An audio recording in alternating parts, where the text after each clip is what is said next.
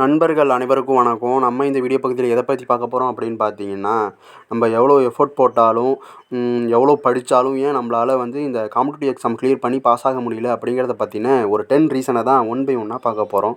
முதல்ல உங்களுக்கு ஒரு மைண்ட் செட் வரணும். என்ன மைண்ட் செட் வரணும்னா, நீங்கள் எந்த எக்ஸாமுக்கு படிக்க போகிறீங்க அப்படிங்கிற ஒரு கிளியாரிட்டி வேணும். நான் ஏன் அதை அப்படி சொல்கிறேன் அப்படின்னா, நிறைய எக்ஸாம்ஸ் இருக்குது. அதாவது டிஎன்பிசி இருக்குது, பேங்கிங் இருக்குது, ரயில்வே இருக்குது.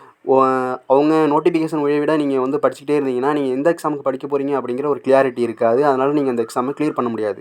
அதனால் உங்களுக்கு ஃபஸ்ட்டு வர வேண்டியது என்னன்னா, எந்த எக்ஸாமுக்கு படிக்க போகிறோம் அப்படிங்கிற ஒரு கிளியாரிட்டி உங்கள் மைண்டுக்குள்ளே வரணும். அதாவது குரூப் 4க்கு படிக்க போகிறீங்கன்னா, அந்த எக்ஸாமுக்கு ஒரு 1 இயர் படிக்கிற மாதிரி பிளான் பண்ணணும். இல்லை பேங்கிங், ரயில்வே அந்த எக்ஸாமுக்கு படிக்க போகிறீங்க அப்படின்னாலும் ஒரு 1 இயர், ஒரு 2 இயர் அதே மாதிரி லாங் டேர்மாக ஒரு பிளான் செட் பண்ணிக்கிட்டு அதுக்காக நீங்கள் படிக்க ஆரம்பிச்சிடணும். அதனால் உங்களுக்கு முதல்ல தோண வேண்டியது என்னன்னா, எந்த எக்ஸாமுக்கு படிக்க போகிறோம் அப்படிங்கிற ஒரு கிளியாரிட்டிக்கு நீங்கள் வந்துடணும். அடுத்ததாக சிலபஸ் ரொம்ப ரொம்ப முக்கியம். நம்ம எந்த எக்ஸாம் எழுதினாலும் அதற்கான பேஸ்மெண்ட்டே சிலபஸ் தான். சிலபஸை நீங்கள் ப்ரிண்ட் அவுட் எடுக்கிறது இல்லை மொபைலில் டவுன்லோட் பண்ணுறது அதோட அந்த வேலை முடிஞ்சுது அப்படின்னு மட்டும் நினைக்காதீங்க. ஏன்னா எல்லாருமே சிலபஸை படிக்கணும். சிலபஸ் தான் ரொம்ப ரொம்ப ரொம்ப முக்கியம். சிலபஸை கையில் எடுத்துக்கிட்டு நீங்கள் படிக்க போகிற அந்த எக்ஸாமுக்கான அந்த கண்டென்ட்டை சிலபஸில் உள்ள கண்டென்ட் எங்கெங்கே இருக்குது அப்படிங்கிற ஒரு அனலைஸ் வேணும். அந்த அனலைஸ் இருந்தால் தான் நீங்கள் எக்ஸாமே கிளியர் பண்ண முடியும். அதனால் சிலபஸுங்கிறது ரொம்ப ரொம்ப முக்கியம். சிலபஸை கையில் எடுத்துக்கிட்டு அந்த சிலபஸில் உள்ள கண்டென்ட் எங்கெங்கே எந்தெந்த புக்கில் இருக்குது அப்படிங்கிற ஒரு அனலைஸ் பண்ணி படிக்க ஆரம்பிக்கணும். அடுத்ததாக ப்ரீவியஸ் இயர் கொஸ்டின், அதாவது முந்தைய ஆண்டு வினாக்களை பார்க்காமையே போகிறது. நிறைய பேர் பண்ணுற தப்பே இதுதான். முந்தைய ஆண்டு வினாக்களை பார்க்காம போகிறதுனால ஏற்கனவே கேட்ட கொஸ்டின் கூட ரிப்பீட் ஆகலாம். எந்தெந்த கான்செப்ட்லேருந்து எப்படி கொஸ்டின் எடுத்திருக்காங்க அப்படிங்கிற ஒரு ஐடியா கிடைக்கலாம். நீங்கள் ப்ரீவியஸ் இயர் கொஸ்டினை பார்க்காம போகிறதுனால இது எல்லாமே மிஸ் ஆகுது. அதனால் எக்ஸாமுக்கு போகிறதுக்கு முன்னாடி ப்ரீவியஸ் இயர் கொஸ்டினை பார்த்துட்டு போகிறது ரொம்ப ரொம்ப நல்லது, ரொம்ப ரொம்ப அவசியமும் கூட. அடுத்ததாக ஸ்டடி பிளான் போடணும். ஸ்டடி பிளானுங்கிறது ஒரு லாங் டைமாக ஒரு 6 மாதம், ஒரு வருஷம் அப்படின்லாம் போடாமல் ஒவ்வொரு நாளும் ஸ்டடி பிளான் போடணும். இப்போ நீங்கள் இன்றைக்கி 6 மணிக்கு நீங்கள் இந்த ஒரு சப்ஜெக்டை படிக்கிறீங்க, எக்ஸாம்பிளுக்கு தமிழ் படிக்கிறீங்க அப்படின்னா, நாளைக்கு என்ன படிக்க போகிறோம் அப்படிங்கிறதையும் நீங்கள் ஒரு நாளைக்கு படிக்கிற போதும் ஒரு ஸ்டடி பிளான் போடணும். இன்றைக்கி நைட்டு நீங்கள் ஒரு சப்ஜெக்டை படிச்சுட்டு முடிக்கிறீங்க அப்படின்னா, நாளைக்கு என்ன படிக்க போகிறோம் அப்படிங்கிறதையும் நீங்கள் பிளான் பண்ணி ஒவ்வொரு நாளைக்குமான ஸ்டடி பிளானை போடணும். ஏன்னா நிறைய பேர் லாங் டைம் ஸ்டடி பிளான் போட்டு அதை சரியாக யூஸ் பண்ணிக்க முடியாமல் போகிறத நானே நிறைய பேரை பார்த்துருக்கேன். அதனால் நீங்கள் ஸ்டடி பிளானுங்கிறது ஒரு லாங் டைமாக போடாமல் ஒவ்வொரு நாளைக்குமான ஸ்டடி பிளானை போட்டு நீங்கள் படிக்க ஆரம்பிக்கணும். அப்புறம் தொடர்ச்சியாக படிக்கணும். தொடர்ச்சியாக படிக்கிறதுனா எப்படின்னா, இன்றைக்கி படிக்கிறது, அதுக்கப்புறம் 2 நாள் கேப் விட்டு அடுத்த நாள் படிக்கிறது, இல்லைனா ஒரு வாரம் கேப் விட்டு படிக்கிறது, இல்லை 1 மாதம் கேப் விட்டு படிக்கிறது, இல்லை கால்ஃபர் வந்தோன்னே படிக்கலாம் அப்படின்னு இருக்கிறது. இதெல்லாம் ரொம்ப ரொம்ப தப்பு. தொடர்ச்சியாக படிக்கணும். தொடர்ச்சியாக படித்தா தான் நம்ம ஒரு போஸ்டிங் வாங்கிட்டு ஒரு பொசிஷனுக்கு போக முடியும். அதனால் தொடர்ச்சிங்கிறது ரொம்ப ரொம்ப ரொம்ப அவசியம். எக்ஸாம்னு இல்லை, நம்ம லைஃப்லேயுமே எந்த ஒரு விஷயத்தையும் தொடர்ச்சியாக பண்ணால் தான் அதுக்கான வெற்றி நமக்கு கிடைக்கும்.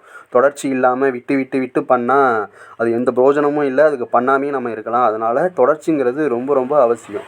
நீங்கள் இப்போ படிக்கிறீங்க அப்படின்னா தொடர்ச்சியாக படிச்சுக்கிட்டே இருக்கணும். அப்படி படித்தவங்க தான் இப்போ நிறையா பேர் வாழ்க்கையிலையும் ஜெயிச்சிருக்காங்க, போஸ்டிங் வாங்கிட்டும் வென்றிருக்காங்க. அதனால் தொடர்ச்சிங்கிறது ரொம்ப ரொம்ப முக்கியம். தொடர்ச்சியாக டெஸ்ட்டு போட்டு பார்க்குறது. இந்த டெஸ்ட்டுங்கிறது நிறைய பேர் பண்ணுறதில்ல. எக்ஸாம் நெருங்கின அப்புறம் தான் டெஸ்ட்டே போட ஆரம்பிக்கிறாங்க. அதுதான் தப்பு. நீங்கள் இப்போ படிக்கிறீங்க அப்படின்னா அதை டெஸ்ட்டு எழுதி பார்க்கணும். அப்படி டெஸ்ட்டு எழுதி பார்க்க முடியல அப்படின்னா, நீங்களே உங்களுக்குள்ளே அந்த கேள்வியை கேட்டுக்கோங்க. ஒரு டாப்பிக்கை நீங்கள் படித்து முடிச்சுட்டு ஒரு ரெஸ்ட்டாக இருக்கப்போ, நமக்கு இதெல்லாம் ஞாபகம் இருக்கா அப்படின்னு நீங்களே உங்கள் கண்ணை மூடி உங்கள் மைண்டுக்குள்ளே அந்த கொஸ்டின் ஆன்சரையெல்லாம் வர வைக்கணும். ஏன்னா டெஸ்ட்டுங்கிறது மிக மிக மிக முக்கியம். டெஸ்ட்டு எந்த அளவுக்கு போடுறீங்களோ அந்த அளவுக்கு உங்கள் வெற்றியும் பக்கத்தில் இருக்குது அப்படின்னு அர்த்தம். நீங்கள் என்ன தான் படிக்கிற ஆளாக இருந்தாலும், அறிவாளியாக இருந்தாலும் டெஸ்ட்டுங்கிறது ரொம்ப ரொம்ப ரொம்ப அவசியம். அதனால் டெஸ்ட்டு போடுற பழக்கத்தை நீங்கள் வச்சுக்கணும். டெஸ்ட்டு போடாததுனால தான் இந்த எக்ஸாம் பயம், இந்த ஓஎம்ஆர் ஷீட்டில் தப்பு பண்ணுறது அப்படிங்கிற ஒரு இதெல்லாம் நடக்குது. அதனால் டெஸ்ட்டுங்கிறது நீங்கள் இங்கேருந்தே ஓஎம்ஆர் ஷீட்டில் ப்ராக்டிஸ் பண்ணிட்டு போனால் எக்ஸாம் அப்போது ஒரு ப்ரெஷர் இல்லாமல், பதட்டம் இல்லாமல் ஹேண்டில் பண்ணலாம் எக்ஸாமை. அடுத்ததாக தொடர்ச்சியாக ரிவிஷன் பண்ணுறது. நீங்கள் படித்ததை உடனுக்குடனே ரிவிஷன் பண்ணுறது. ரிவிஷன்னா எப்படின்னா, இன்றைக்கி ஒரு டாப்பிக்கை படிக்கிறீங்க அப்படின்னா படித்து முடிச்சுட்டு அதை வந்து அடுத்த வாரம் ரிவிஷன் பண்ணுறது, இல்லை அடுத்த மாதம் ரிவிஷன் பண்ணுறது அப்படிலாம் இருக்கக்கூடாது. படிக்கிறீங்க அப்படின்னா இப்போ ஒரு 1 ஹவர் படிக்கிறீங்க அப்படின்னா அதை வந்து திரும்பி ஒரு 1/2 ஹவர் வந்து ரிவிஷன் விடணும். இல்லை 1 ஹவர்கிட்டே நீங்கள் ரிவிஷன் பண்ணணும். எந்த அளவுக்கு படிக்கிறீங்களோ அந்த அளவுக்கு நீங்கள் படித்ததை திரும்ப திரும்ப திரும்ப திரும்ப திரும்ப திரும்ப ரிவிஷன் பண்ணிக்கிட்டே இருக்கணும். நீங்கள் எந்த அளவுக்கு ரிவிஷன் பண்ணுறீங்களோ அந்த அளவுக்கு உங்கள் மைண்டில் அதை அப்படியே நிற்கும். அதனால் ரிவிஷனுங்கிறது ரொம்ப ரொம்ப முக்கியம். படிச்சுட்டு உடனே ரிவிஷன் பண்ணிடணும். படிச்சுட்டு ஒரு 2 மாதம் கழித்து பண்ணலாம், இல்லை 2 வாரம் கழித்து பண்ணலாம். அப்படிங்கிற பட்சத்தில் அப்போ நீங்கள் ரிவிஷன் பண்ணலான்னு ஒரு டாபிக் எடுக்கும்போது இப்போ படித்த டாபிக் கூட புதுசு மாதிரி தெரியும். அதனால் படித்த உடனே ரிவிஷன் பண்ணுறது மிக மிக முக்கியம். ரிவிஷன் பண்ணாமல் எக்ஸாம் ஹாலுக்குள்ளே போகிறப்ப தான் எல்லாம் படித்த மாதிரியே இருக்கும். ஆனால் வந்து எதுவுமே ஞாபகம் இருக்காது. ஆனால் நீங்கள் ரிவிஷன் பண்ணிட்டு போனால் அந்த ப்ராப்ளம் உங்களுக்கு இருக்காது. அதனால் தொடர்ச்சியாக ரிவிஷன் பண்ணிட்டு போங்க. அதுக்கப்புறம் நேர மேலாண்மை. நேர மேலாண்மை அப்படின்னா ஒன்றும் கிடையாது. இப்போ வந்து ஒரு ஹஸ்பண்ட் ஒய்ஃப் இருக்காங்கன்னா அவங்களுக்கு கிடைக்கிற ஒரு டைமிங் வந்து படிக்கிற டைமிங் வந்து வேறையாக இருக்கும். ஒரு காலேஜ் ஸ்டூடெண்ட் இல்லை வந்து வீட்டில் பார்ட் டைமாக ஒர்க் பண்ணிக்கிட்டு இருக்க அந்த ஸ்டூடெண்ட்டோட படிக்கிற டைம் வந்து டிஃப்ரெண்ட்டாக இருக்கும். அதனால் நீங்கள் எந்த டயத்தில் படிக்கிறீங்க அப்படிங்கிற ஒரு கான்செப்ட் வேணும். இன்றைக்கி நீங்கள் வந்து ஒரு 2 ஹவர் படிக்கிறீங்க அப்படின்னா நாளைக்கு வந்து ஒரு 2.5 ஹவர் அந்த மாதிரி, இல்லை 2 நிமிஷத்தோட ஒரு 10 நிமிஷம் கூட அந்த அளவுக்கு நீங்கள் கொஞ்சம் கொஞ்சமாக இம்ப்ரூவ் பண்ணிட்டு உங்கள் டயத்தை இம்ப்ரூவ் பண்ணிட்டு வர்றது ரொம்ப அவசியம். ஏன்னா ஒருத்தவங்களுக்கும் வந்து டைமிங் வந்து வேறையாக இருக்கும். சில பேர் வந்து வேலைக்கு போயிட்டே படிப்பாங்க, சில பேர் வந்து ஹவுஸ் ஒய்ஃபாக இருப்பாங்க, சில பேருக்கு வந்து குழந்த பிறந்து இப்போ தான் இருக்கும். அவங்க படிக்கிற டைமிங் எல்லாம் வேறையாக இருக்கும். அதனால் நீங்கள் இன்றைக்கி படிக்கிற டயத்தோட ஒரு 5 நிமிஷம் கூடுதலாக படித்தா கூட, 2 ஹவர்ஸ் கூட வேண்டாம், ஒரு 5 நிமிஷம் கூடுதலாக படித்தா கூட அது பெரிய விஷயந்தான். அப்படி நீங்கள் உங்கள் நேர மேலாண்மையை கொண்டு போகணும். அடுத்ததாக சுய பரிசோதனை பண்ணிக்கணும். இப்போ நீங்கள் ஒரு எக்ஸாமோ இல்லை டெஸ்ட்டோ போட்டு பார்க்குறீங்கன்னா நம்ம வந்து இத்தனை கொஷின் அடிச்சிருக்கோம், நமக்கு நல்லா தெரிஞ்ச கொஷின் இது, கொஞ்சம் தெரிஞ்ச கொஷின் இது, சும்மா ஃப்ளூக்கில் தெரிஞ்ச கொஷின் இத்தனை அப்படின்னு சொல்லிவிட்டு நல்லா தெரிஞ்ச கொஷினு ஒரு கேட்டகரியாக இருக்குமா, ஓரளவு தெரிஞ்ச கொஷினு ஒரு கேட்டகரியாக இருக்குமா, சும்மா ஃப்ளூக்கில் அடித்தது சிலது ரைட்டாக இருக்குமா, இதெல்லாம் வந்து நீங்கள் அனலைஸ் பண்ணிக்கணும். அதாவது சுய பரிசோதனை பண்ணிக்கணும். இத்தனை கொஷின் நமக்கு தெரியும், இத்தனை கொஷின் வந்து கொஞ்சம் தெரியும், இத்தனை கொஸ்டின் வந்து சுத்தமாக தெரியாது, ஆனால் வந்து ஃப்ளூக்கில் அடிச்சிருக்கோம் அப்படிங்கிற ஒரு அனலைஸும் உங்களுக்கு தேவை.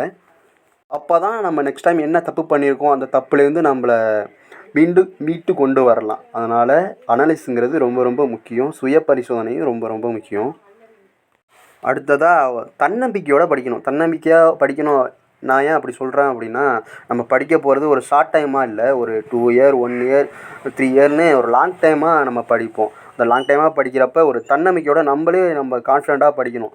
ஏன்னா நிறைய பேர் நமக்கு ப்ரெஷர் கொடுப்பாங்க, நிறைய பேர் வந்து நம்மளை டீமோட்டிவேட் பண்ணிக்கிட்டே இருப்பாங்க. இவன்லாம் எங்கே படிக்க போகிறான், எங்கே வேலை வாங்க போகிறான் அப்படிங்கிற மாதிரி டீமோட்டிவேட் பண்ணிக்கிட்டே இருப்பாங்க. யார் என்ன சொன்னாலும் அதெல்லாம் காதில் வாங்காமல் நம்ம வந்து ஒரு தன்னம்பிக்கையோட படிக்க ஆரம்பிச்சிடணும். காம்படிட்டிவ் எக்ஸாமுக்கு வந்துட்டாலே நமக்கு வந்து தன்னம்பிக்கை வந்துடணும். கூடவே தன்னம்பிக்கை தான் இந்த போட்டித் தேர்வில் ஜெயிக்கிறதுக்கான முதல் ஆயுதம் அப்படின்னு கூட சொல்லலாம். ஏன்னா தன்னம்பிக்கை இருந்தால் தான் நம்ம வந்து இவ்வளோ தைரியமாக உட்காந்து படிக்க முடியும். அதுக்குமே ஒரு பக்குவம் தேவை. உட்காந்து படிக்கவே ஒரு பக்குவம் தேவை. இதெல்லாம் வளர்க்கணுன்னா நமக்கு ஒரு தன்னம்பிக்கை, கான்ஃபிடென்ட்டு வேணும். அதுக்கப்புறம் நிறையா பேர் இந்த டயத்தை வேஸ்ட் பண்ணிக்கிட்டே இருப்பாங்க. இன்றைக்கி சொல்லுவாங்க, அதாவது நான் வந்து இன்றைக்கி வந்து நான் நல்லா படிச்சிருவேன் அப்படின்னு ஒரு பிளான் போட்டு போவாங்க. பிளான் போடுறதோட சரி, அதை வந்து இது பண்ண மாட்டாங்க, பயன்படுத்தி பார்க்க மாட்டாங்க. இன்னையிலேருந்து நான் படிக்க ஸ்டார்ட் பண்ணுறேன், இன்றைக்கி 1ஆம் தேதி நான் படிக்க ஸ்டார்ட் பண்ணுறேன் அப்படின்னு ஒரு பிளான் போடுவாங்க. ஆனால் வந்து அதை தொடர்ச்சியாக பண்ணவே மாட்டாங்க. பண்ணாமல் ஏதாச்சும் ஒரு ரீசன் சொல்லிக்கிட்டே இருப்பாங்க. அப்படி பண்ணுற பட்சத்தில் உங்களுக்கான வெற்றிக்கான வாய்ப்பு ரொம்ப தூரத்தில் தான் தள்ளி போகுமே தவிர பக்கத்தில் வர்றதுக்கான வாய்ப்பே இல்லை. ரீசன் சொல்லாமல் எப்போ நீங்கள் படிக்க ஸ்டார்ட் பண்ணுறீங்களோ அப்போ தான் உங்கள் வெற்றி வந்து பக்கத்தில் வரும். அதான் பிளான் போடுறதோட மட்டும் நிற்காமல் அதை எப்படி பயன்படுத்தணும் அப்படிங்கிற ஒரு கிளாரிட்டிக்கும் நீங்கள் வந்துடணும். நம்ம ஹீரோ டிஎன்பிசி சேனலில் ஏற்கனவே எப்படி வந்து காம்படிட்டிவ் எக்ஸாமுக்கு படிக்கிறது, அதை எப்படி மெயினில் நிறுத்துறது, எப்படி அதிக மார்க்ஸ் ஸ்கோர் பண்ணுறது அப்படிங்கிறத பற்றின ஒரு வீடியோ ஏற்கனவே போட்டிருக்கோம். பார்க்காதவங்க பார்த்துக்கோங்க. இது போன்ற போட்டித் தேர்வுக்கான வீடியோஸை நீங்கள் பார்க்கணுன்னா நம்ம சேனலை ஒரு சப்ஸ்கிரைப் பண்ணிக்கோங்க. இன்னும் நிறையா சீரீஸ் வர இருக்குது, நிறைய கிளாஸஸ் எடுக்க போகிறோம். அதெல்லாம் நீங்கள் பார்த்து பயன்பெறணுன்னா நம்ம சேனலை ஒரு சப்ஸ்கிரைப் பண்ணிக்கோங்க. நன்றி, வணக்கம்.